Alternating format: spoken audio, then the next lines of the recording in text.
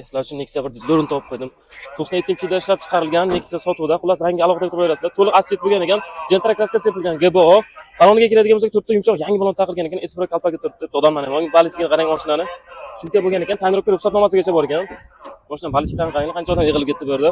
Xullas, masofa 150 km masofani bosib o'tgan ekan. Qo'liga yaxshi qo'yibdi.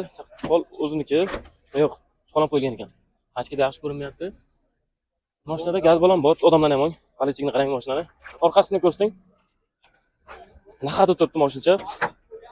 To'liq asfalt bo'lgan ekan mashin. Tak metanda. Eng muhimi narxida, akajon, narxini keling savdo qilaylik buni. Sen shuncha odam ko'ryapti, hammani oldi qisqaroq savdo qilaylik. Narxini sotiladigan qilib qo'yaylik, nechta qo'yamiz aka? 3300 bo'lsa berib yuboraman aka. Tochkasi. Tochkasi shu. Eslayapsizlar, savdo qilagan ekanlar. 3300 tochkasi bo'lyapti. Mashina menimcha puliga arziydi. To'liq xarajat qilingan ekan. Xadova, korobka, motor hammasi qilingan deyaptilar. Kraskasigacha bo'lgan ekan. Telefon raqam pastda bo'ladi. Telefon qilib baraka qilsanglar bo'ladi. Rahmat hammaga. Next izlab yurgan taksisiga videoni jo'natib qo'yasiz.